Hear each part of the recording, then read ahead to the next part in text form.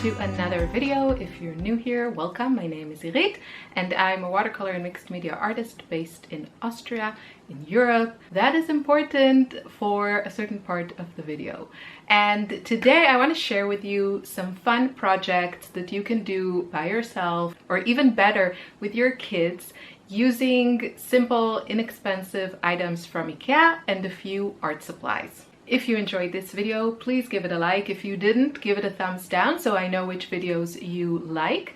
And let me know in the comments what you prefer. I know I might be stepping into something, but I want to know if you prefer the before or after version. I'm sure that many of you are, more minimalistic in your taste, but I adore color, and so I wanted to show you how you can easily customize and bring some more color into your space without having to kind of hunt down those unique items. So today we have 3 rainbow themed projects, and then the 4th one is a really fun one that allows you to create a customized pillow for your cat. I mean, it's not for your cat, it's for you and your home, but I mean, for us cat people, what do we love more than, cat stuff? Personalized cat stuff. So let's talk about the supplies that I'm going to use. And as I do each project, I'm going to explain the advantages of each product. So these are some fashion sprays, basically fabric paint. We have acrylic paint. We have here some Inktense blocks, some brushes, and always a good idea to have some sort of rag, and of course water, which are not in the frame right now. You are also going to have to go to Ikea. I mean, I'm joking, you don't have to go there, but the items I'm using are available there, and this is just a little clip of my local shop. I guess it looks very similar to everywhere else except for, this in German and in euros. And yeah, this is the pillow section where they have this adorable cat pillow. And if you want to kind of do your thing completely, they also have a very simple, just like off-white canvas type of pillow, which I hope to also use in the future. Here we are in the balcony for the next project. I'm going to create a rainbow-like effect. You can see my practicing here. And I'm going to use these fashion sprays by Marabu. These are German and I've had quite good experience with them. I've had them for a few years. I've used them on shirts. You kind of need to use them heavily if you want, really saturated look. I'm going to spray paint this Kallax insert that is quite inexpensive to create this kind of rainbow effect. Of course, you can use stencils, different colors, match it to your home decor. There's really endless possibilities. I'm just very into rainbows, so that's what I'm going to do. Let's start. What you want to make sure is that you know how your spray works, how it spreads, so you don't get any surprises. Now, I know mine are not perfect, but I'm not into perfection, and I don't mind if everything around gets also a bit of spray. If you do, then you want to cover your areas.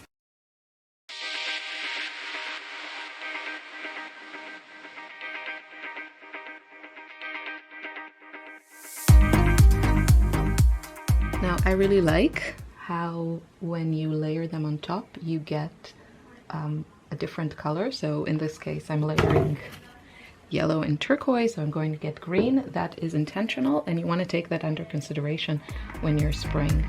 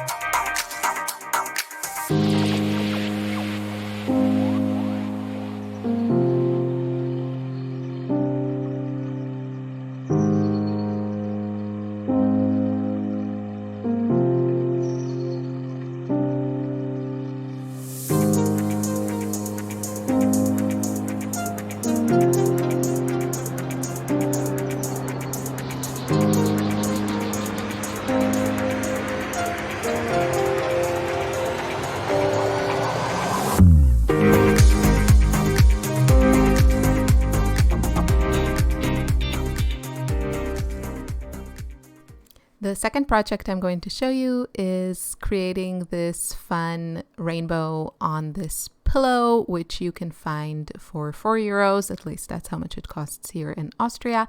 And this is really fun and easy. Now, the thing to remember here is, first of all, if you're using anything wet, you have to put some sort of thick paper bag or anything that will absorb everything that kind of sips through and prevent it from going to the back of the pillow. You don't want that paint transferring. So you have to put something between. You can use like a piece of carton and some watercolor paper. That's what I used, and it was fine.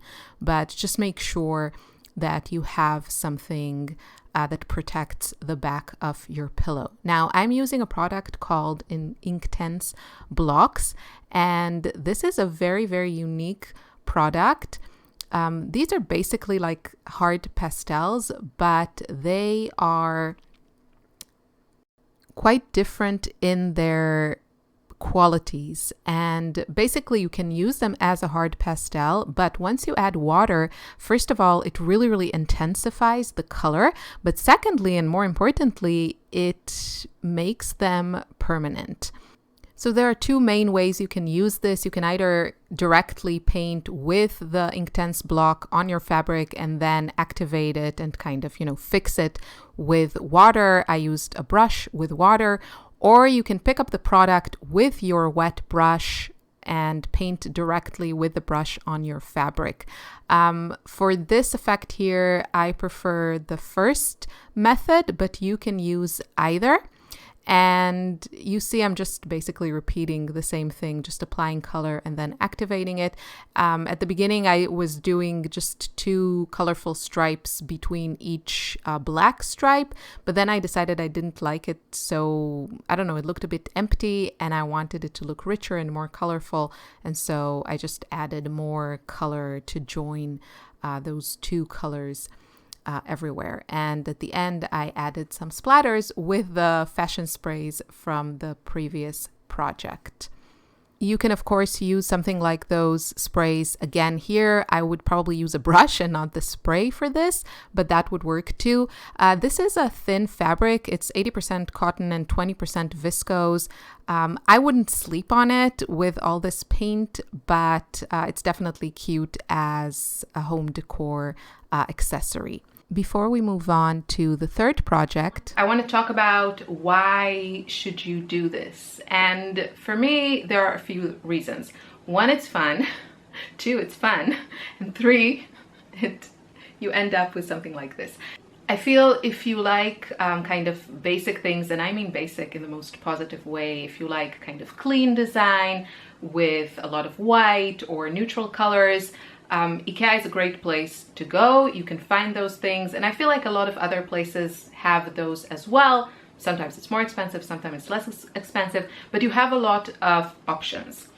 Whereas if you like color and you're kind of more specific about your color choices or design choices, I find it's a much bigger struggle to find items that work for your space or your vision or, your creativity, color sense, whatever you want to call it. That is exactly the reason why I started, it's one reason why I started making my own clothes and home decor items, because I could customize them to fit my color sense. And I feel that the technique I'm going to show you today, the techniques that I'm going to show you, which are very, very easy, work well exactly for that purpose. That if you can't find, that perfectly colored item, you can just make it yourself. And you can do this with your kids. You can do this for your kids' rooms, let them participate. And it's just a lot of fun. And I just find the idea of kind of going beyond your watercolor paper, beyond your canvas, and start to paint other things in your home. I just think that's really fun, and it's a great way of bringing your creativity and color sense, sometimes artwork. I mean, this is a simple, very, very simple, but of course you could paint and customize it further. It's just a great way to bring it into your home and into your space. And so I hope you will feel inspired, and I hope you will see the potential, and you will see that you absolutely don't have to use my colors, and you can use completely different colors. You can go with neutrals, you can go with jewel tones, you can go more with pastels. You can really make it your own and just enjoy the process.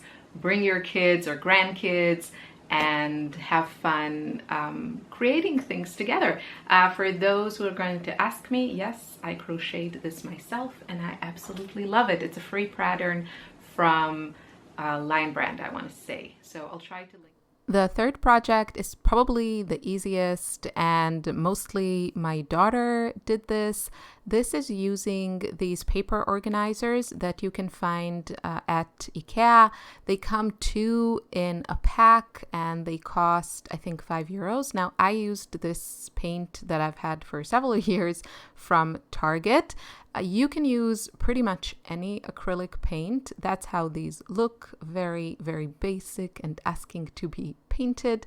What you want to keep in mind with this particular product and others in the series, if you're going to customize them, is that this is basically kind of heavy carton. So I would guess it doesn't really like water. I wouldn't use anything too liquid. I used this acrylic paint, which kind of has a soft body. As I said, these are from Target, circa 2019. And you can see also other products in this range, which would work wonderfully, if you wanted to do the same thing on them as well. But I'm not using any water, and I'm using this really, really handy dandy foam applicator that works so well and applies color very, very evenly. You don't want to get this too wet because I think it'll just fall apart. It's basically thick paper, and just don't try it. Or if you do want to try it, then try it in a hidden corner. You also saw there on the screen, there is a black box from the same series. I think that would be really fun as well to add some patterns on top. I think it would look really cool. You could add something like metallic, gold, so many possibilities. I kept this really, really simple. I did kind of the first layer and then my daughter finished it. You can see it's not perfect and I kind of like it.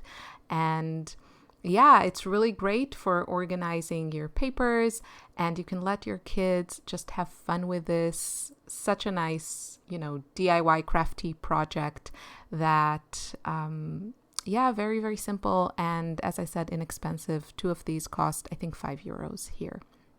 Okay, moving on to project number 4. This my daughter made, and she had so much fun with this. So they have at Ikea these cat pillows. Now, I really wish these were 100% cotton. They are not. I think they're around 40% cotton, and the rest is recycled material. I mean, I think the whole thing is recycled material, but only 40% is cotton. And so my daughter here is creating a custom pillow based on the spots on one of our cats. His name is Bowie, and she's also going to add the name. And she just had fun with this. She was completely on her own. I didn't help her. She's 13, but I'm pretty sure my 6-year-old would have also loved this and enjoyed this. Again, like the previous project, you want to make sure that there is a substantial barrier between the 2 sides of your pillow so that the colors don't sip in and transfer to the back of your pillow. So make sure you have under there something that will absorb any paint that sips through. Now, for this project, my daughter kind of just used a bunch of acrylic paints. It's mostly liquid acrylics, but I think she also added a bit of that Target paint that I used before. You can use anything. I don't think that anything like too heavy body acrylic would work on this particular project. It might crumble off, so you're probably better with something that is more liquid. Again, you can use fabric paint. I just don't have any except those sprays that I showed you.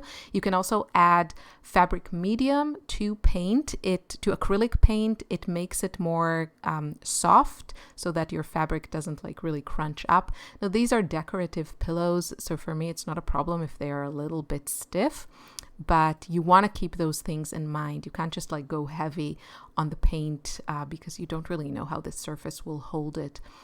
So don't take any risks. Ella, my daughter that painted this, she mostly used kind of fluid acrylics. And she did her best to match the spots and the texture on Bowie, our cat. Again, I let her do her thing and she really enjoyed it. She messed up here and there. That's what she said. But it was a really, really lovely project. And again, these pillows are inexpensive. And I think there's something really fun about letting your kids do such projects as opposed to painting always on pieces of paper or canvases, because, you know, you can just put this in your living room and it's just a great way to bring your children's creativity into your space. And I love this project. I love the idea of it. And obviously you can take it in any direction. You can make all the colors of the rainbow on this. You can make rainbow cats, or you can keep it real and realistic and paint your own cat. Just a really, really fun idea. And you'll see the next version is me trying to match our other cat's spots, Lucy.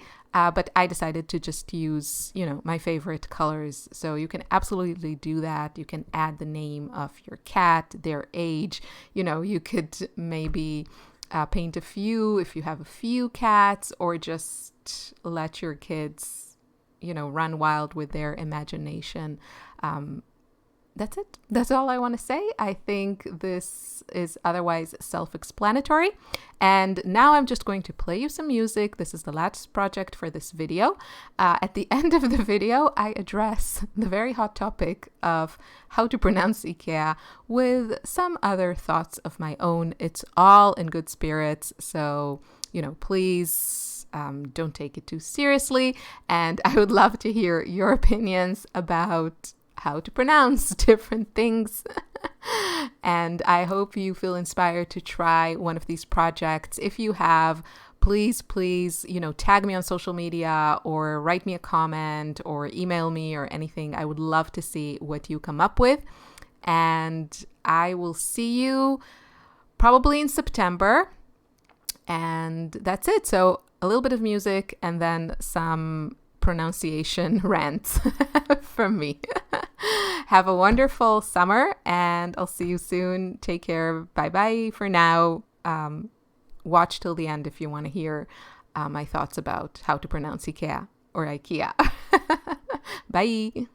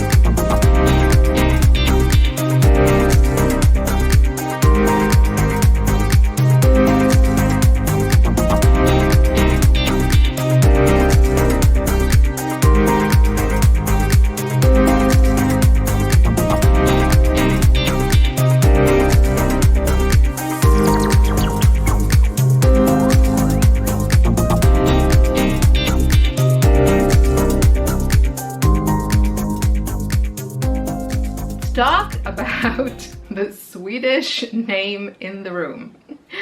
I made an Ikea video about a month ago that you absolutely loved and that really motivated me to make another one.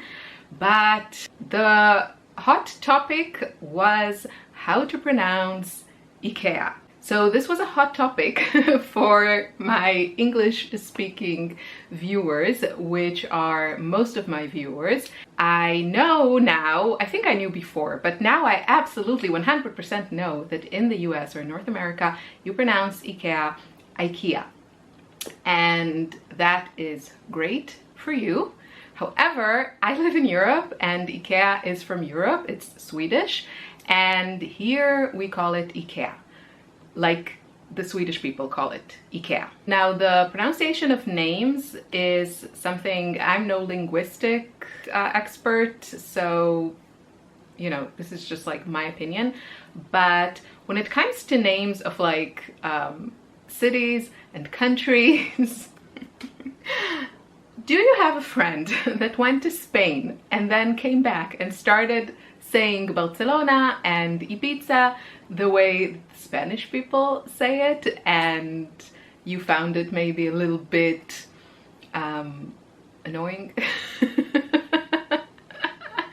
Okay, so my opinion about that is that every language has certain names for countries and cities that are pronounced the way that words are pronounced in that language and not the way that they are pronounced by the locals. And so, for example, you wouldn't say I'm flying to Deutschland and then I'm flying to Jerusalem, because you're not German and you're not speaking German and you are speaking English, and so you would say I'm flying to Germany and then I'm flying to Jerusalem.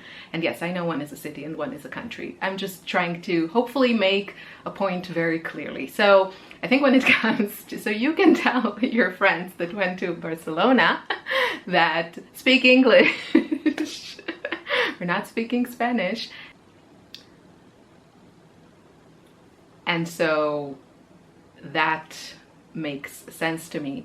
But something like Ikea, I would say that if you can pronounce it the way that it is originally pronounced, I would try to do that. To me, it's the same like, actually, I think someone brought up that point, which I agree with.